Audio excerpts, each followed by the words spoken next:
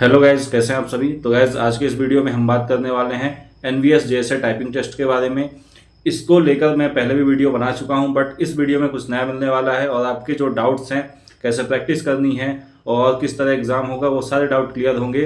तो अगर आपने अभी तक हमारे चैनल को सब्सक्राइब नहीं किया है तो प्लीज़ कर लें और वीडियो को लाइक और शेयर करना ना भूलें। तो सबसे पहले हम बात करते हैं टाइपिंग मीडियम कैसे सेलेक्ट करना है, या आपने जो सेलेक्ट किया था वो चेंज हो सकता है या नहीं। तो गाइज जब हमने एनवीएस नॉन टीचिंग का फॉर्म भरा था तो हमें वहाँ टाइपिंग का जो मीडियम है, कौन सी लैंग्वेज में टाइप करना है, इसको सेलेक्ट करने के लिए एक ऑप्शन मिला था। हमने वहाँ हिंदी या इंग्लिश चूज़ की थी। तो जो मीडियम आपने चूज़ किया था, हिंदी में करनी है या इंग्लिश में करनी है, उसी लैंग्वेज में आपको टाइप करना होगा। और इसके अलावा अगर बात करें कि टाइपिंग मीडियम चेंज होगा या नहीं, तो गाइज जैसा कि नोटिफिकेशन में लिखा हुआ है कि टाइपिंग मीडियम नहीं चेंज होगा। आपने जिस मीडियम में टाइपिंग करना सेलेक्ट किया है उसी मीडियम में आपको टाइप करना होगा। ठीक, ये बात हुई टाइपिंग मीडियम की। दूसरी बात कि हिंदी और इंग्लिश इन दोनों में पासिंग क्वालिफाइंग जो टाइपिंग स्पीड है वो कितनी है। तो हिंदी में जो क्वालिफाइंग स्पीड है 25 वर्ड पर मिनट है, और जो इंग्लिश में क्वालिफाइंग स्पीड है वो है 30 वर्ड पर मिनट।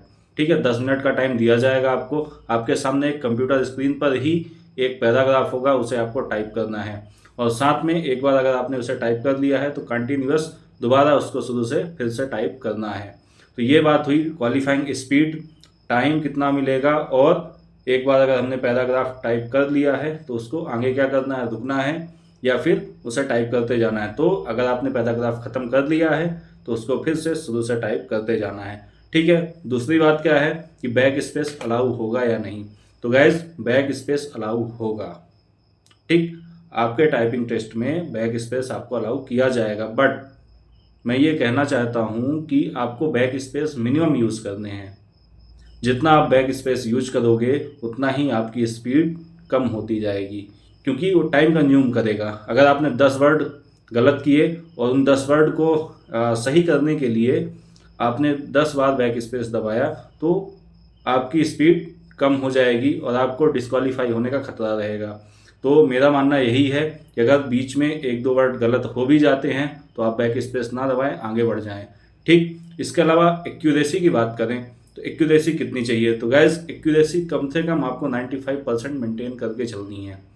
ठीक, क्योंकि जितने ज़्यादा गलतियां होंगी उतने ही आपके राइट वर्ड कम होंगे, और राइट वर्ड कम होने का मतलब है कि आपकी जो स्पीड है वो रिड्यूस हो जाएगी, क्योंकि जो स्पीड काउंट होगी वो राइट वर्ड को लेकर होगी।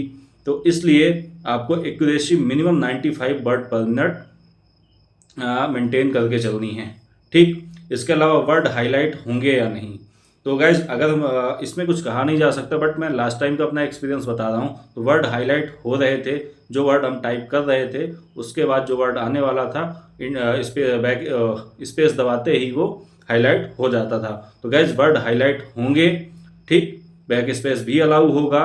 ठीक, और अगर पैराग्राफ की बात करें, ठीक, इसके अलावा पैराग्राफ की बात करें, इजी आता है, मॉडरेट आता है या हार्ड आता है। तो गाइज पैराग्राफ बहुत इजी आएगा। मिनिमम 5 अल्फ़ाबेट का आपका एक वर्ड रहेगा, ABCDE 5 वर्ड का आप मान के चलिए, 5 अल्फ़ाबेट का मान के चलिए एक वर्ड रहेगा। इसके अलावा इज, एम, आर, दा ये तो रहेगा ही। बहुत इजी पैराग्राफ होता है। अगर आप पैनिक नहीं होंगे और एकदम कूल माइंडेड आप अपना टाइपिंग करेंगे तो आपकी टाइपिंग आराम से निकल जाएगी। इसके अलावा बात करें कि टाइपिंग प्रैक्टिस कहाँ करनी है, तो टाइपिंग प्रैक्टिस के लिए आपको MS वर्ड और JR टाइपिंग ट्यूटर दो ऑफलाइन यूज करने हैं। MS वर्ड हिंदी वालों के लिए मैं बोल रहा हूँ, क्योंकि अगर आप बिगनर्स हैं तो आपको MS वर्ड में हिंदी टाइपिंग करनी है, जिसमें से का से ज्ञा तक, आ से अहा तक आपको टाइप करना है। जब तक आप बिना देखे या टाइप ना कर पाएँ किसी भी सॉफ्टवेयर में प्रैक्टिस करने की कोशिश ना करें।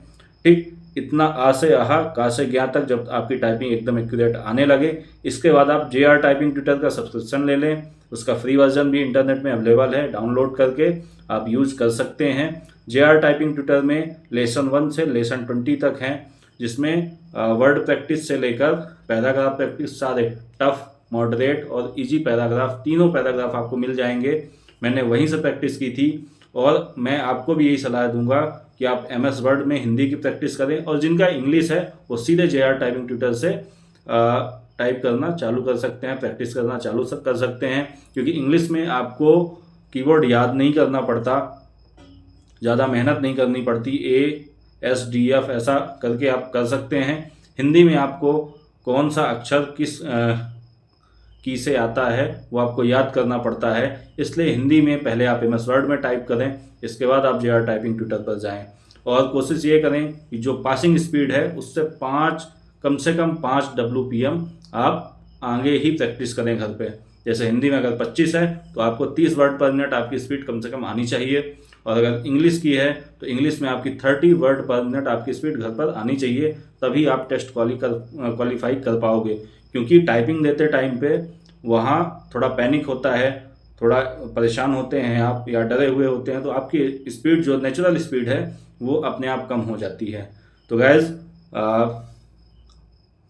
आप टाइपिंग जिन्होंने भी JSA का फॉर्म भरा हुआ है वो अभी से टाइपिंग प्रैक्टिस करना चालू कर दें। जो कर रहे हैं उनका बहुत बढ़िया है, बट जो अभी तक प्रैक्टिस शुरू नहीं कर रहे हैं कि एग्ज़ाम होने के बाद, अगर एग्ज़ाम अच्छा गया तो इसके बाद हम टाइपिंग करना चालू करेंगे, तो मैं आपको बता दूं मिनिमम 1 मंथ, 1 मंथ या 45 दिन, इससे ज़्यादा टाइम आपको नहीं मिलेगा। और लास्ट में एग्ज़ाम के बाद आप अगर टाइपिंग की प्रैक्टिस करना चालू करोगे तो आप नहीं कर पाओगे। ठीक, तो जिन्होंने भी JSA का फॉर्म भरा है, चाहे वो RO कैडर हो या JNB कैडर हो, उनको टाइपिंग की प्रैक्टिस करना चालू कर देना चाहिए। ठीक है, तो गैज़ इसके अलावा भी अगर आपके कोई टाइपिंग को लेकर डाउट हो तो आप कमेंट करके बता सकते हैं, और हमारा टेलीग्राम चैनल ज्वाइन करना ना भूलें। वहाँ पर स्टडी मटेरियल के साथ साथ जो भी आपके डाउट होंगे एग्ज़ाम को लेकर, स्किल टेस्ट को लेकर, मैं सारे डाउट दूर करूँगा।